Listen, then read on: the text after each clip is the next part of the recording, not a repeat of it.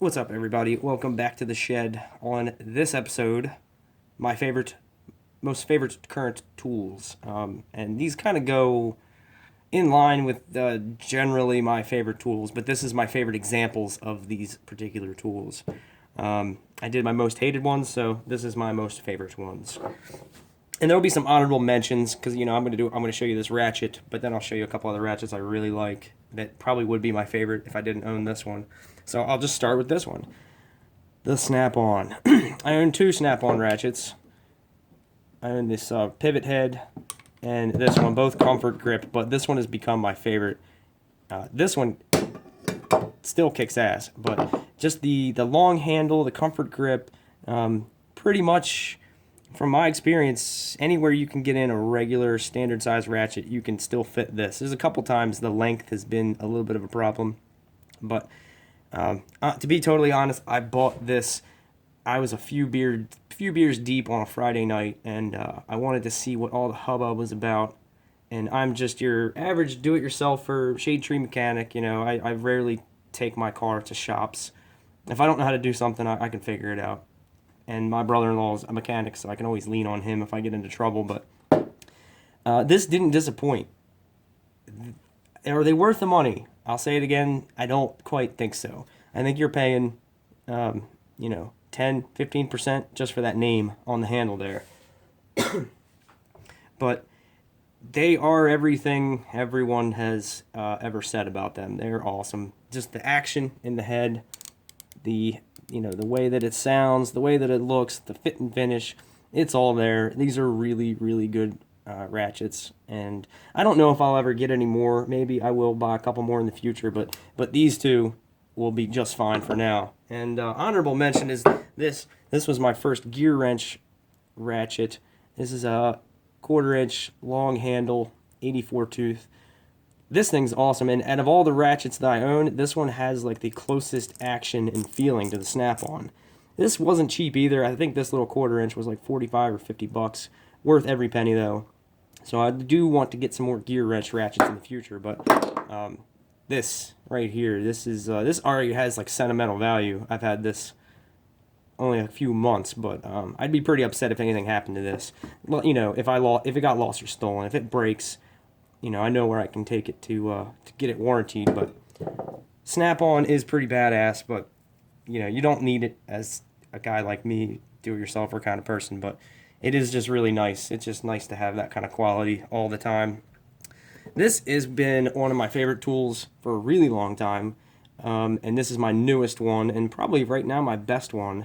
This is the Milwaukee Torque Lock Vise Grip style pliers, locking pliers. The cool feature about the Milwaukees is they have this, and it actually tells you, if you need a little more torque, you clamp on something, you can twist this screw at the bottom with a screwdriver. These are pretty well made. They're pretty decently priced.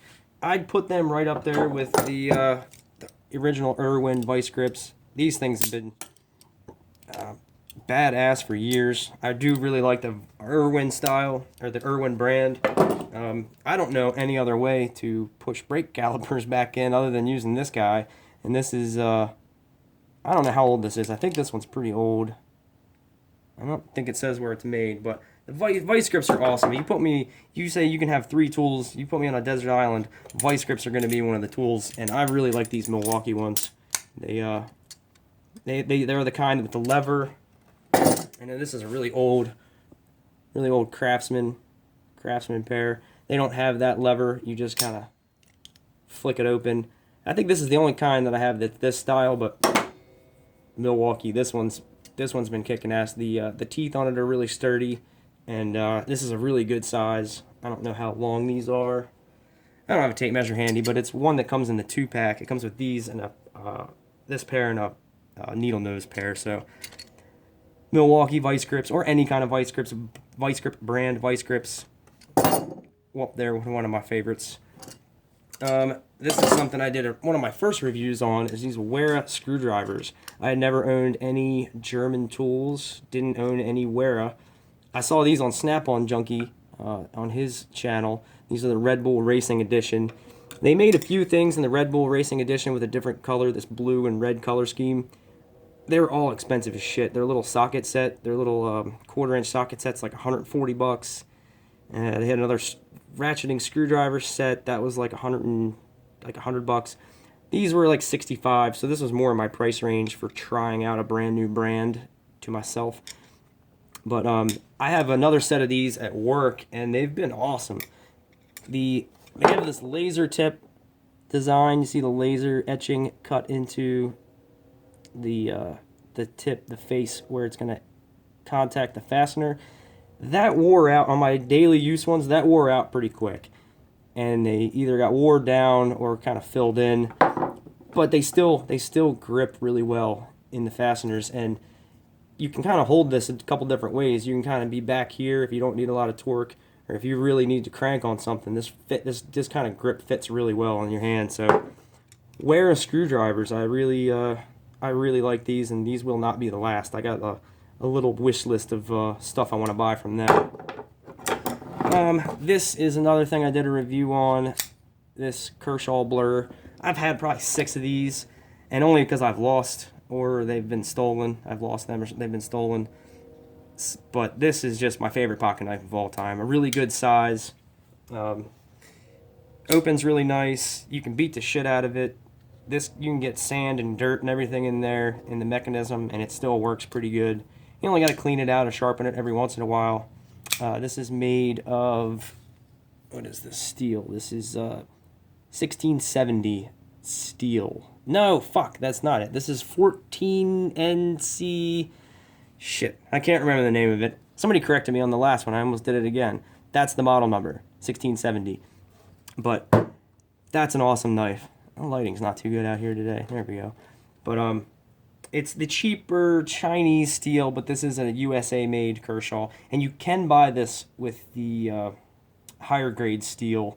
It costs you a couple bucks more, but this one's like 50, 60 bucks, and they've just kicked ass for me every time. I've never snapped the tip on one, or, you know, I generally don't abuse them that much, but I do put some work in with these pocket knives, and they've been awesome. Maybe I can keep this one for longer than 6 months. Now, impacts. This is the Milwaukee Fuel 3/8 drive impact. This one has that extra setting, the 4th setting there, which I think it impacts for 1 second. So it'll spin, and then once it starts impacting, it'll stop after 1 second. I don't really use that feature, but this is one of the newer versions of it.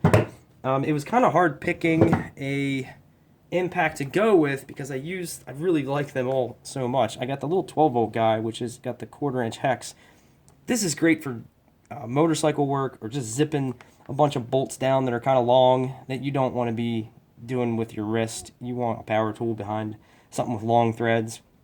And you're never going to over torque something with this. If it's something that needs to be spec'd, this is great because you can just hammer it down, and chances are, you know, you got to know what you're working with, but chances are it's not going to put anything down with too much torque. Unlike this bastard will break anything at the end of that. You got to be careful with this thing. Like, 750 foot-pounds of torque. It has 2 settings. It has a 100 foot-pound setting is 1, and then 2 is full blast.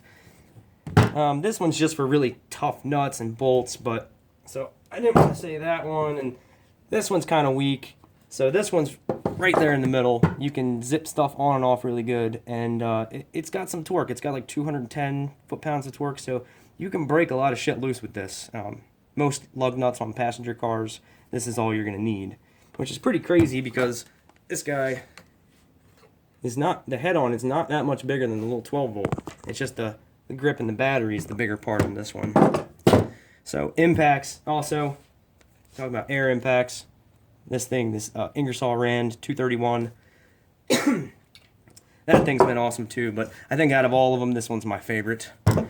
And not finally, I'm going to do one more after this. The Leatherman Surge. I did a full review on this. Got some really good feedback on it. I guess I did it justice. I'm not really a knife reviewer, but this all stainless construction. I've had this thing for 10 years, and it still kicks ass. And I've had to sharpen the blade up a few times, but again, it's more of a do-all. I try not to abuse it. got scissors. It's got this little bit, Phillips and flathead that you can flip around. Stays in there good enough. I've had it in there for 10 years. Can opener, saw, your basic multi-tool features. But this was I think this might have been the first one I ever bought. I haven't really had a need to buy any others. I've just been so happy with this one. And if anything ever happened to this one, I'd go right out immediately and spend my last $100 on another one, because this has got me out of some jams over the years. So it is kind of heavy, but you know, good stuff is heavy and expensive. So Leatherman Surge, my favorite multi-tool of all time, and I've used some friends before and used other people's, and none of them quite compared. And then the last thing is my air compressor. I love this air compressor. It is oiled 2 horsepower Ingersoll Rand. The motor runs at 100% duty cycle. It is only 120. A lot of them this size you can wire 120 or 220, 240, whatever they want to call it, which isn't a big deal. I'd rather it just be 120 so I can plug it into a regular outlet like that. But this thing always has enough air, even for cutting wheels and stuff that use high volumes of air. This thing's always been great. And it's Ingersoll Rand, and it's pretty much made of off-the-shelf parts. So if I ever have any problem with it 20 years down the road, it's not going to be a problem getting parts. Not one of my favorite tools, actually, but you can watch the video on that one to figure out why. So that's it. Some screwdrivers, some ratchets, a knife. You know, if my house was on fire and the fireman's like, you got 2 minutes to run in and grab all your tools, you know, that you can carry, this would probably be the assortment that I'd come out of the house with. Weir screwdriver, snap-on wrenches, Surge, the Kershaw Blur, and this impact gun. So that's it. Those are my favorite tools, and I'm going to do it again. If you like this video, click the like button. That seems to help, oddly enough. Just simply, you know, politely asking somebody to click the like button. And every time I've ever said that, those videos have the most likes. So if you like this, click like. If you want to see more videos like this, random tool videos, lists, how-tos, modding things, fixing things, torture tests, that kind of shit, subscribe, because I'm going to do all kinds of stuff like that. I think I'm actually due for a torture test video. I just got to find something out here to sacrifice and figure out what she'll take. So that's it. Like, comment, subscribe, all that bullshit. And as always, thanks for watching.